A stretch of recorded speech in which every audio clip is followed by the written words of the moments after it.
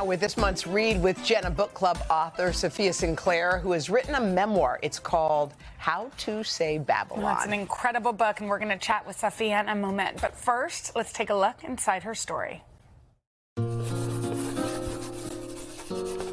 In her new memoir, How to Say Babylon, author Safiya Sinclair shares her journey to break free of her strict Rastafarian upbringing in Montego Bay, Jamaica. Her family, isolated in many ways from society, is all she has. But as she grows into a woman, her father's obsession with purity and virtue becomes suffocating. She must reckon with finding her voice in a household that demands silence and obedience. The story culminates in a reckoning between Safiya and her father, between peace and rage, and between her past and a powerful new future. Oh, Safiya, I'm so happy to get to see you again. And can we also give a warm welcome to members of the Mocha Girls Read book club? The club is in 12 cities nationwide, and their Harlem branch is here with us today. Thank y'all so much. Thank you guys for being there. Being here. Safiya, this book moved me so much.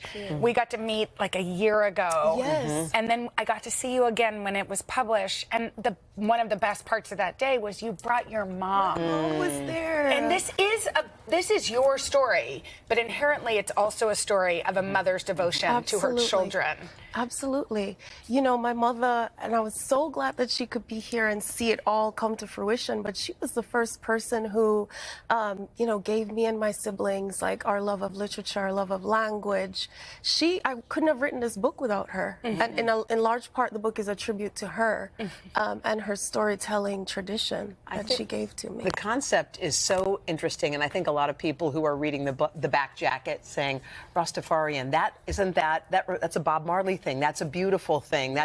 We don't know the inside of that, and people are going to learn a lot about that part of your life. Yes, and you know, that was part of the reason I knew I wanted to write the book, is that I think a lot of people have this idea of Jamaica that's probably a narrow view of Jamaica, and you know, a lot of people don't know, even though Rastafari is the thing that defines Jamaica, that the Rastafari in Jamaica are actually historically a persecuted minority. They were never welcomed by their families. They couldn't have jobs. You know, they're less than 1% of the Jamaican population. And so when my siblings and I were growing up as Rasta children, we were oddities everywhere we went. We were outcasts. And so I wanted to really expand the view of Rastafari history and how it intertwines with Jamaican culture. And more particularly, to give a view of the women and the girls. Yes, that's important. Because we've always seen it through the male lens. Yeah. Exactly. I think most people, when they think of Rastafari, they have this vision of a man. Maybe one man in particular. Yes. But you know, nobody ever thinks, well, you know, what's the life like of a Rasta girl? And what were the restrictions on a young girl?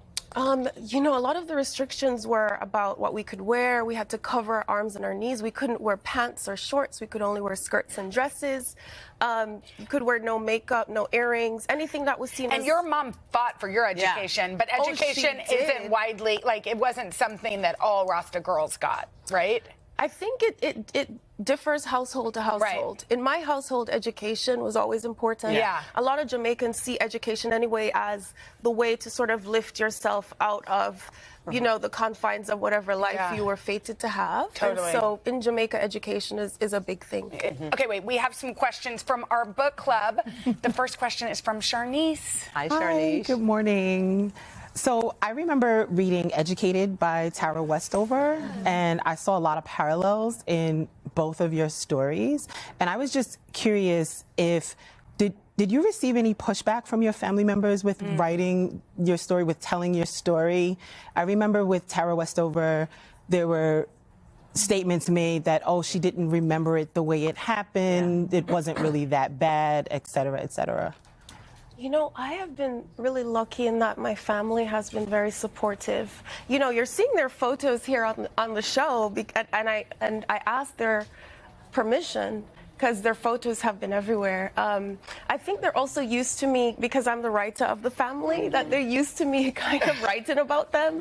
I wrote about them in my poetry, and so they kind of see me as the keeper of the stories and the keeper of the history of our family, and so I'm very grateful, deeply grateful for that. And what about your dad? Has he read it? I think he's read some of it. Okay. You know, I know he's read some excerpts, and I know he's read some of the book, and he asked me to read the book, and it was the first thing of mine that He'd asked for. he'd ever asked. By the way, me. Safiya is an incredible poet. Yeah. Check Yes, out her that poetry too. Jean, you've got one question. Yes, hi, thank you. So, like any great memoir, your book evokes very strong feelings and reactions in people. But for yourself, how did you feel writing this? What kind of memories and feelings does this evoke? A good question. Yeah, you know, a lot of it was hard to write, honestly, because a lot of it meant that I had to sit with the memories to fully evoke what happened, how it felt, what do I remember hearing, you know, what was the air like. I couldn't just, you know, do it halfway. And so that made it a really intense writing, you know, session. Like every time I sat down, there were times I sat down and I was writing the book and I was like weeping as I'm typing. But I knew I had to get it out.